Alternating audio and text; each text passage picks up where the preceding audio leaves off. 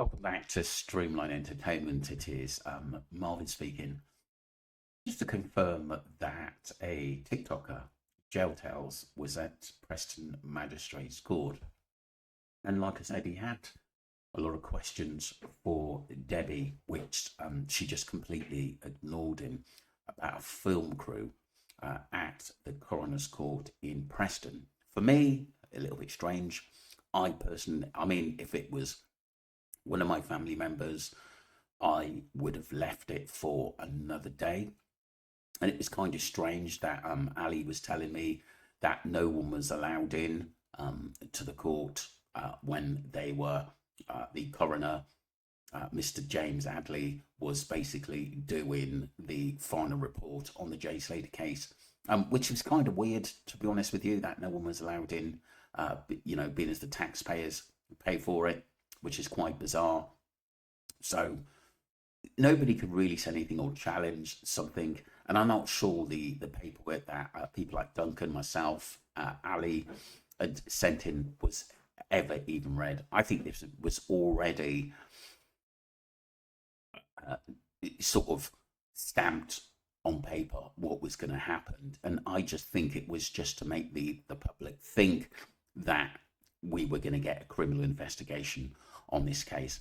And sorry, I don't care what anyone says. I just think we were played a little bit on that. And I think Jail Tales was actually right in what he says. A film crew really shouldn't have been there. He asked, do you think it's right? I don't think it was, to be honest with you. I didn't comment on it. I was waiting for some time to pass before I did. But like I said, he was right to actually question that. And she really should have maybe give him a couple of minutes to actually talk to him why that was, to be honest with you. It does seem like basically they want these documentaries basically out there and probably have been paid handsomely as well. Let's get straight into the video.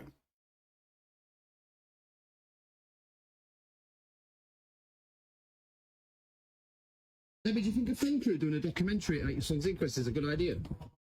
No. The film crew doing a documentary, do you think it's a good idea at your son's inquest? What are you doing? Don't stand in my way, man. You don't give me. I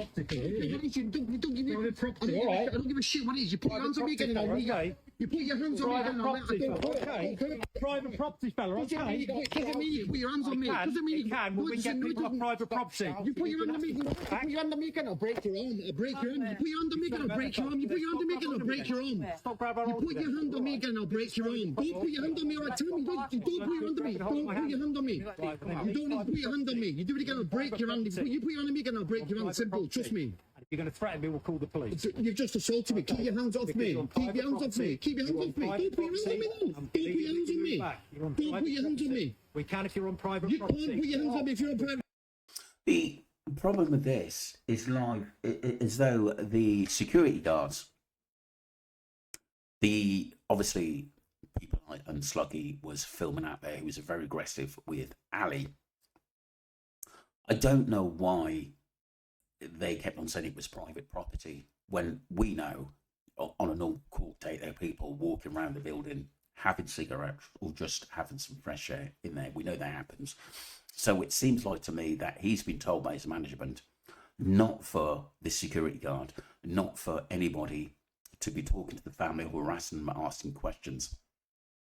And that has to do with basically maybe the court or someone above the court, because that was quite bizarre. Because the second day, Ali said nobody was there. It seemed quite airy, and she said it was like being on a set of a movie, as though everything had been planned. One of the reasons why I didn't attend, because like I said, I didn't trust the situation that we were going to get justice for Jay Slater. Though 100% I was up for having it. I wanted this to go criminal at the end of it, and they were the reasons why I think a lot of sleuths, like the Waxes,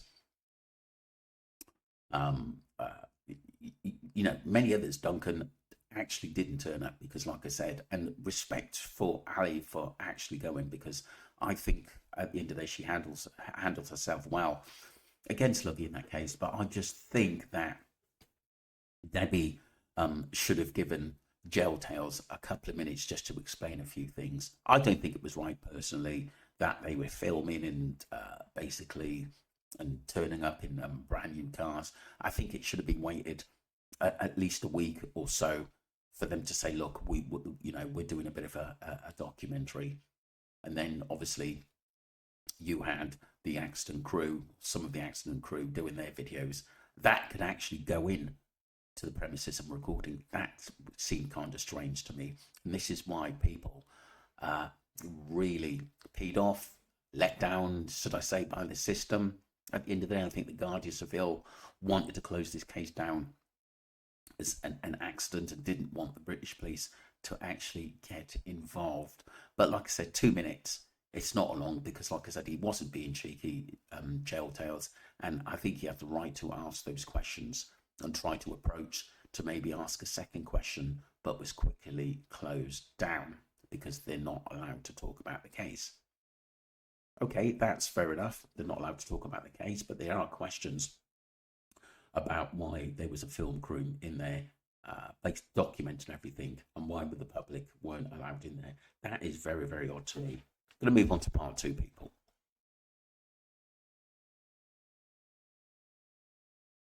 So this was Brad coming out of court. Let's have a look at this. And to be honest, it seemed like he seemed happy at the end of the day. I think he realised that basically this is technically over. So far, at the end of that, I don't think the case is over. I know it's deemed as an accident, but like I said, I still think there's more to come out on this. So this is Jail Tales trying to talk to Brad, but his mum was basically trying to diffuse the situation in him having a conversation with Jail Tales.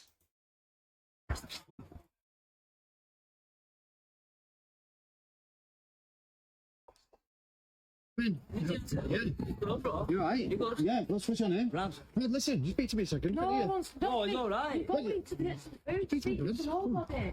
Not allowed to speak to nobody. Hey, but just quickly, would Lucy have been safe if she should have come to the meeting? That's it. Yeah. Why is she claiming that she's not safe then?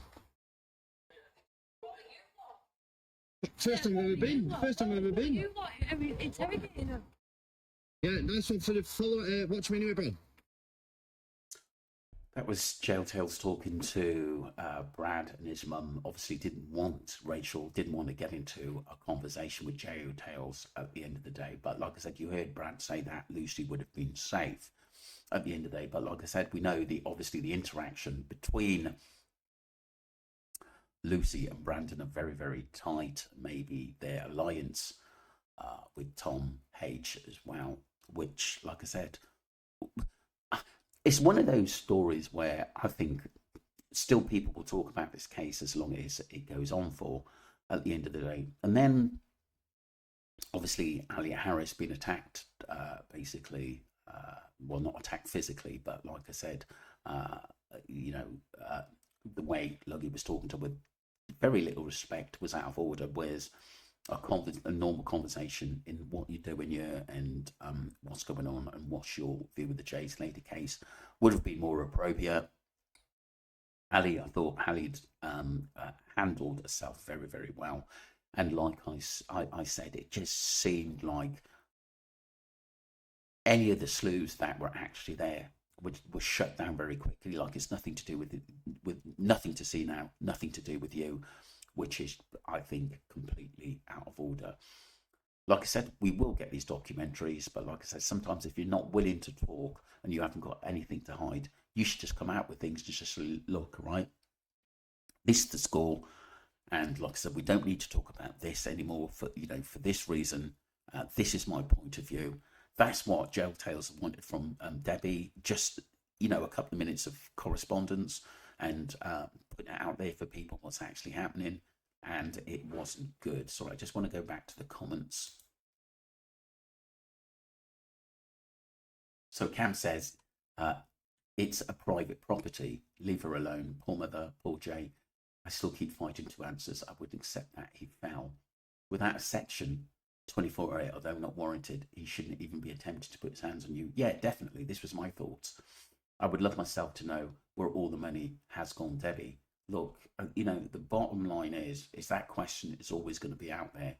I said to myself that I wouldn't talk about, obviously, the money side of things. But like I said, someone's cashing in on it. Sadly, they will never know the truth. It was handled badly from the beginning. The money grab has not done them any favours, said for the young lad, and no others gone missing there. At least he stayed nice and calm. Well, that's went south very, very quickly. Respect, my boy. So, obviously, question number one, why wasn't the public allowed into court? And question number two, why were basically any of the information that was sent into the talk, myself, Duncan, anybody else, Ali Harris, wasn't even spoke about, and a lot of the stuff that we wanted to be brought up was just put to one side, and especially a lot of what Lucy Brandon had said. And like I said, it's though they didn't really want to force Brandon because he was abroad, and basically Rocky to come to court. And like I said, you know, Debbie really wanted him there. So, but obviously it was odd to me, but I'm going to do a part 2 on this about the coroner. I think that needs to basically come out a little bit more in why he was actually doing it, because people were quite surprised and worried when basically he turned up. And like I said, was closing down this case very, very quickly. Let me know what you think, people. Don't forget to subscribe to Streamline Entertainment and follow the channel. Thank you.